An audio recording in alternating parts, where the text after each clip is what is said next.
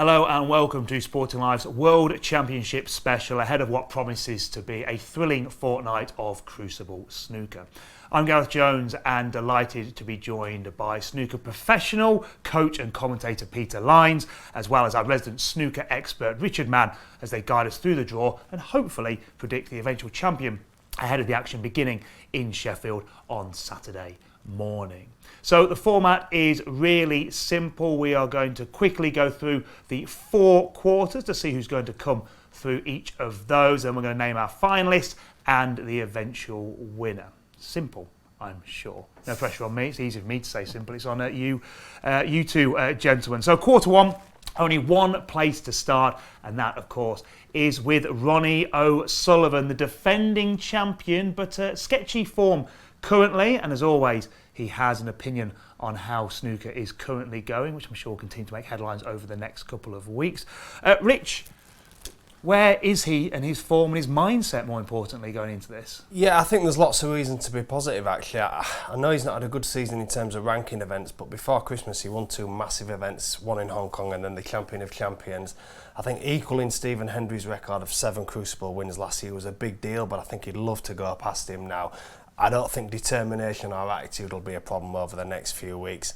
But it's a tough quarter. There's quality in here with Dean Junhui. He's been a UK finalist already this year. And Mark Williams got to the semis last year. Masters runner-up this year as well.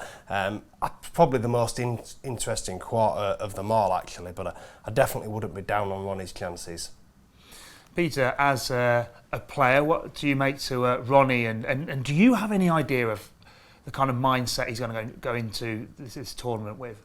I don't share Richard's optimism, I'm afraid. I think Ronnie has not been at the races all season. I don't think his focus has been there. I've watched him play quite a few times, and I'm not convinced Ronnie's going to win it. And I'm not also convinced which Ronnie's going to turn up.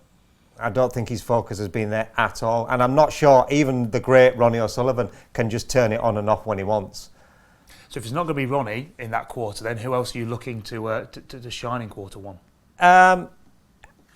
Well, there's some good players, like he says, in quarter 1. But I do think, though, that the quarter kind of plays into Ronnie's hands a little bit. He's got good records against Ding and Mark Williams, but a player that I do really like is Hossein. I really like him. I really like him as a player. I really like the way he plays. I'm just not sure he can sustain it over that play.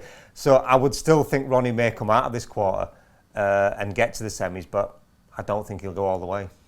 Rich, anyone else troubling Ronnie in that quarter? I think from a punting point of view, loads of money for Ronnie in the last few days, understandably so. He's obviously the people's champion. I think he's short enough at 4-1. Mark Williams, for me, he beat Ronnie at the Masters. They both played really well there. Mark had a terrific run last year. He'd have probably got to the final, but for a disastrous first session against Judd in that semi. I still think he's playing well. I think it's a really competitive quarter, but I think from a punting point of view, I'd probably go for Mark Williams. But it's a really interesting section. It is, so a great section to go on. This lad that Ronnie is playing now, he's probably, if not the most dedicated player on the tour at the moment. This Chinese lad, Pan Jung-shu, he's just got to the final of the last competition. If he can turn up and hold his nerve, which isn't an easy thing to do at the Crucible on your debut, especially against the Rocket, then he could trouble Ronnie. He really could. He is very, very good player. I think it's a bad draw for Ronnie, actually, because he's not had a lot of competitive snooker since Christmas, didn't qualify for the Players' Series, and I think of all the years he'd have probably wanted an easier draw, and he's definitely not got that, so it is a potential banana skin for him. Already an intriguing one to watch then in quarter 1. What about quarter 2? Judd Trump is going to be the favourite to progress from that one, but you also have Shaun Murphy, a player that is really in form, having won the Players' Championship and Tour Championship in recent weeks. Will either of these be reaching the semi-final, or are we looking elsewhere, Peter?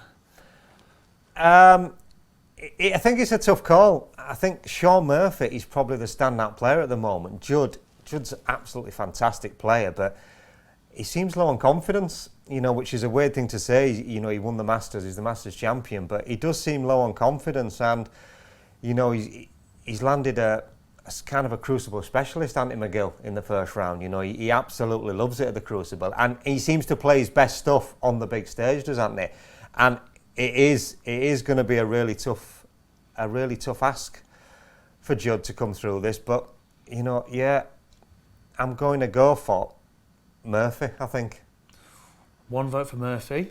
Where are you going, Rich? Well, I think Peter's right. I think Anthony McGill's a heck of a match first up for Judd. They played actually last year in this tournament. Judd won 13-11. It was a terrific match though. Anthony's come through qualifying, he'll be sharp. Peter, Judd's form, I know he's won the Masters, but looking where he was a few years ago, he doesn't look like he's playing with the same confidence. He doesn't have that authority around the table that he had. No, but he has found a way to sort of win matches now, which he never used to do, unless he played well. You know, he's sort of finding that about his game. But yeah, I just can't see him going all the way. You know, which is a shame because he is one of my favourite players, is Judd. But I just don't think a lack of confidence at this stage of the season is going to see him through. A word on Shaun as well. Obviously, the four-man won the Players' Series, the Tour Championship and the Players' Championship. But Tour Championship winners, surprisingly, don't actually have a great record at the Crucible. Robertson came here last year, and it takes such a lot, doesn't it, to win these big events and then to climb that mountain again not long after. So I'd be worried about Shaun, actually. And throw another thing as well, he's got BBC commitments as well. If he were to have a deep run, there wouldn't be a lot of time off, and this really is a snooker marathon. That would be a negative for me, for Shaun Murphy. I wonder if McGill, if he can get through, he could really surprise a few in this section.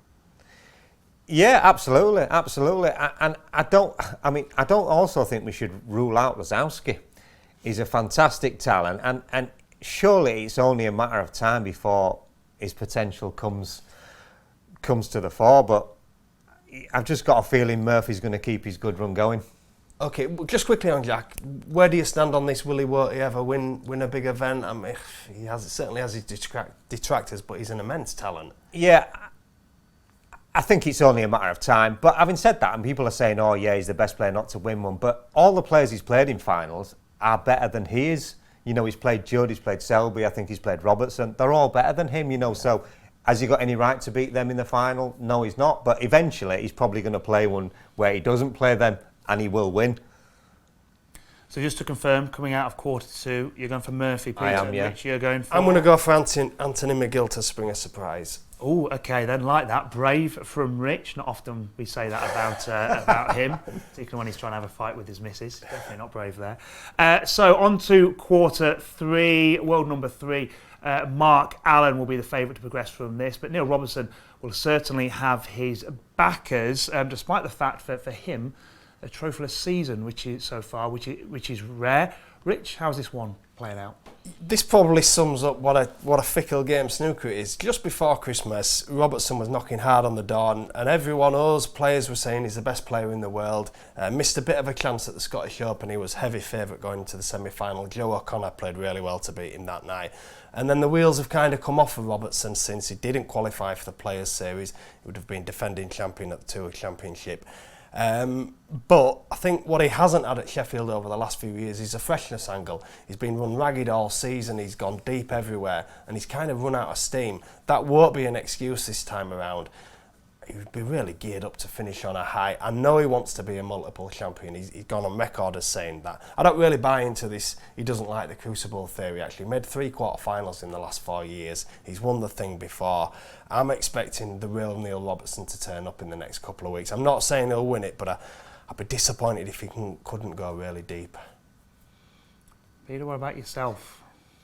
Well, I just find it hard to look past Neil Robertson whenever he plays. I think he's the best cueist the game has ever seen. I wouldn't say he's the best player, but he's definitely the best cueist the game has ever seen. And when I watch him play, I struggle to see how he gets beat. But I think, and I actually thought this season picking and choosing his tournaments would really suit him. I thought he'd prepare properly, you know, get himself ready for events, and then turn up like fully sharp, you know, ready to go. And it hasn't. He's had the opposite effect. I think he's probably neglected his practice, you know, which is why he's not won anything yet. I think he's not turned up in great shape, but I know he's He's asked Joe Perry to help him out, get him on board. Joe's got great experience. He's a fantastic player himself, and he knows, because they're close friends, he knows how Neil ticks. And I expect Neil to go really close to winning this tournament. On the other foot, you've got Mark Allen, who doesn't have the freshness angle. He's had a really busy campaign. I know we've lost some tournaments this year from China, so I guess they all should turn up fresh, really. But Mark's form's tailed off, hasn't it? Had such a busy start to the season. And the thing that amazes me about Mark Allen is, because I've seen him play a lot and I've played him a lot, especially in recent years, he's always been a fantastic scorer. And I'll be honest, I'm amazed he's done as well as he's done with the negative approach that he's adopted. I don't like it. I mean, it's winning, but it doesn't seem to suit him. He's slowed himself down. He's not going for as many shots. Maybe he thinks that's working, and maybe it will work. But I just can't see it. It's unnatural for Mark. He's such a fantastic scorer that I think he's taken away his best assets. Yeah. And I'm amazed he's won as much as he's won. Yeah, well, I mean, when he burst onto the scene, he was all about single ball putting, wasn't he? I know Neil Folsers wrote on the website this week, massive Mark Allen fan, always thought the Crucible would suit, but he said he's going to have to fire some more bullets if he's going to win this thing. You can't just get away with it in a tournament like because this. Eventually he'll have a session where he plays negatively, it doesn't work for him, and he'll lose it 7-1 and he'll be out, because there's no way back from there with this class of field.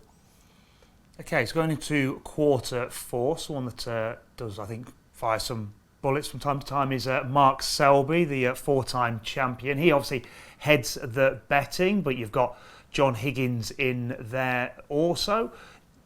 Is he going to cause any problems? How are we seeing this quarter go, Rich? Well, John Higgins, his Crucible record phenomenally, won the thing 4 times, made 3 consecutive finals, but his form hasn't been there this year. Really disappointing. Now, this wouldn't be the first time he turns up to the Crucible and suddenly finds something. But look, I mean, he's getting on now. It'd be a massive ask for him. Probably be a career best, actually, if he were to win it this year.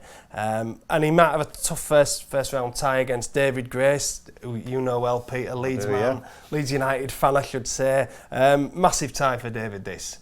Yeah, and I think David, he went to the qualifiers having to win his first round match to keep his tour card, so he was delighted to win that, and after he won that, I think he just relaxed and he just played, and he played some really good stuff to qualify. Whether he can beat John, I don't know. Fingers crossed for him, because he's a lovely lad, is David. Tries his best, and let's hope he puts up a good show. But John Higgins is one of my favourite players of all time, so I won't say I'm a little bit torn, because I hope David wins because he's from my club, but I can only see Mark Selby coming out of this thing. And I think losing to Murphy in the semi-finals of the Tour Championship has probably done him a favour, because if he'd been coming in this looking to win 3 tournaments in a row, I don't think I'd be tipping him. But someone's going to have to play amazing to beat Mark Selby, because he is, without any shadow of a doubt, the best snooker player on the tour. Do you think so? That's without any shadow of a doubt. He's not the best at say certain things like Ronnie, but Mark Selby is the best snooker player. I mean, no other player in the game could play, I'll say, as badly as he can play sometimes and still get out of sessions 4-all or lose it 5-3. You'd be losing those 8-0 all day long. But because he's so good around the table and he's so good at certain aspects, he manages to get out of them. Someone's going to have to play unbelievable to beat him, I think. I'm glad you've said that, because I'm with him this week. I've tipped him up on Sporting Life. His Crucible, I mean, Peter's obviously talked about his attributes, but his Crucible record, in the last 10 years, he's won it 4 times. I mean, he was a semi-finalist in 2021, and Ronnie beat him in a brilliant match, and Mark was unlucky, really, wasn't he? He was, yeah. At the end there. And then last year, I mean, Bing Tao played really well to beat him, but you always felt like last year was almost a comeback to he'd opened up about his battles with depression. I don't think anyone, even himself, expected him to win last year. But this year he's won 2 tournaments already. He just looks like he's ready to peak at Sheffield. I just think there's loads going for him. And if he goes deep, his record in finals, it's absolutely obscene. It's something like he's won something like 19 out of his last 21 finals. That's ridiculous, against other world-class players. If he gets to the final, I can't see anyone beating him. I totally agree. Well, that might move in the next part. Thanks, chaps, for that. That's the quarters dealt with. We're going to say, so what's your final? And Who's the winner? Let's pretend we didn't hear the last 30 seconds. Well, who's your final, Rich? Yeah, I'm going to go Mark Williams, Mark Selby final. I think, yeah, one from the top of the draw and one for the bottom, but Selby's the man to beat for me. And I'm going to go for Selby versus Ronnie. And Selby to win it again. I mean, that's the match everyone wants, isn't it?